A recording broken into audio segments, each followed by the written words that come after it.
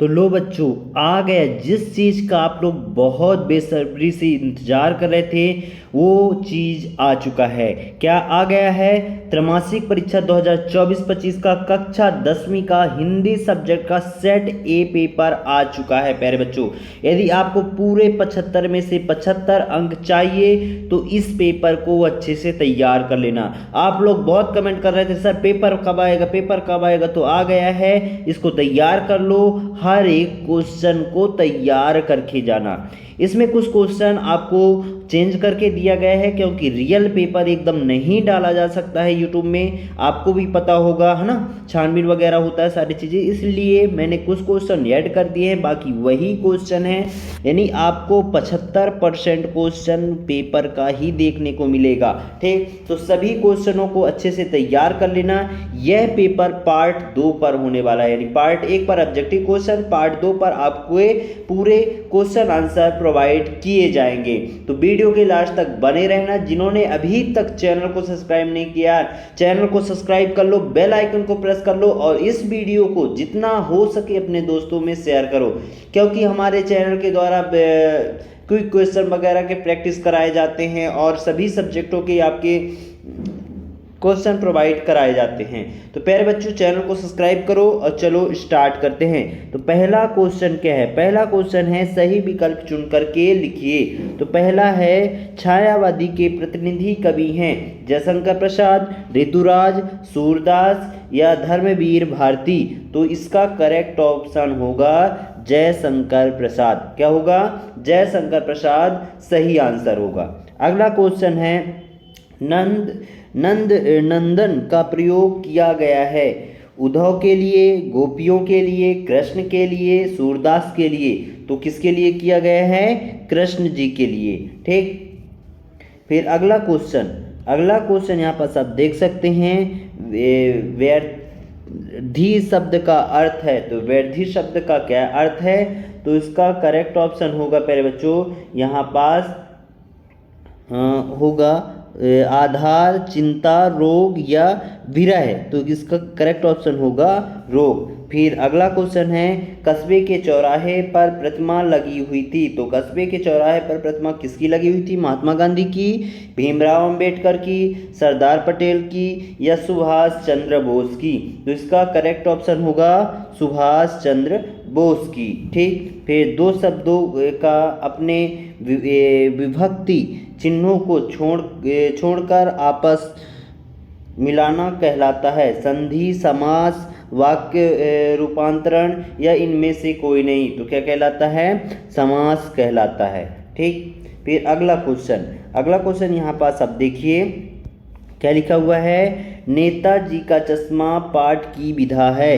तो एकांकी, व्यंग, निबंध या कहानी।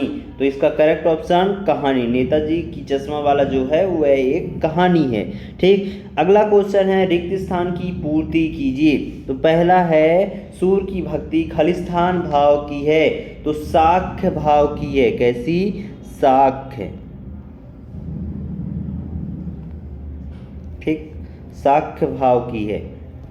अगला, गोपियों ने मधुकर संबोधन खालिस्तान के लिए दिया है। तो किसके लिए दिया है? उद्धव के लिए। उद्धव।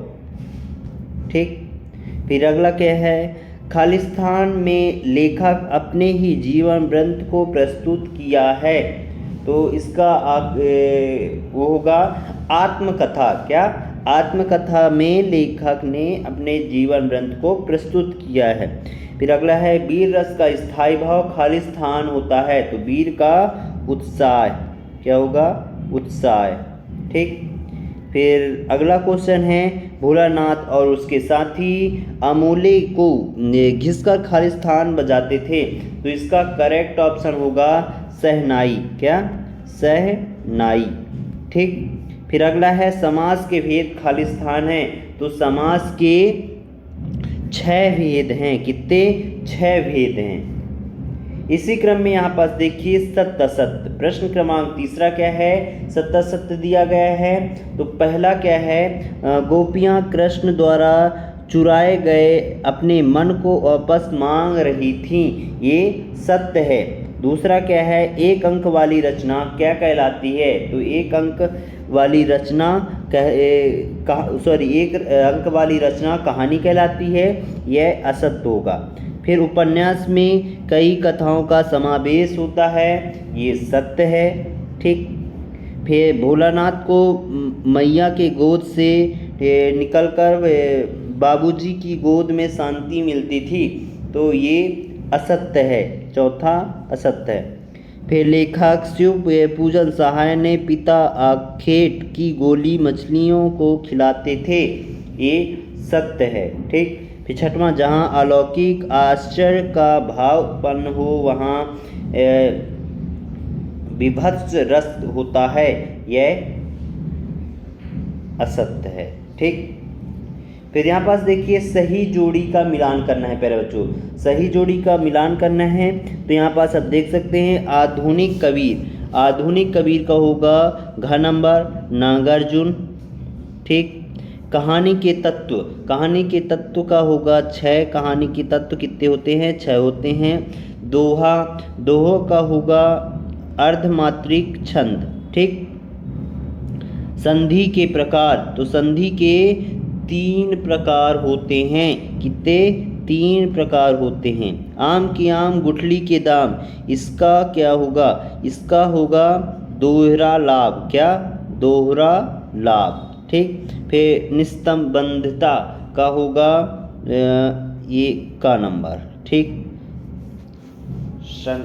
सत्राटा। ठीक। फिर यहाँ पास देखिए प्रश्न क्रमांक 5वां, प्रश्न क्रमांक 5वें में है प्यारे बच्चों, एक वाक्य में उत्तर पूछा गया है। ठीक। तो यहाँ पास आप देखिए पहला है, गोपियों ने भ्रमर के बहाने किस पर व्यंग बाण छोड़ते हैं? उद्धव के ऊपर। किसके ऊपर? उद्धव के ऊपर। ठीक। फिर सूरदास के साहित्य में किस गुण की प्रधानता है? तो मधुर गुण की प्रधानता है। किसकी? मधुर गुण की प्रधानता है। नेताजी की मूर्ति किसने बनवाई थी? या नेताजी की मूर्ति किससे बनी हुई थी? तो संगमरमर। किससे? संगमरमर। ठीक। संगमरमर से बनी हुई थी। फिर अगला क्या है, रिपोर्टाज किस भाषा का शब्द है? तो फ्रेंच। किसका? फ्रेंच। फिर रसोई घर में कौन सा समास है? तो अव्ययी भाव समास। ठीक। फिर भोलानाथ अपने पिता को क्या कहकर बुलाते थे?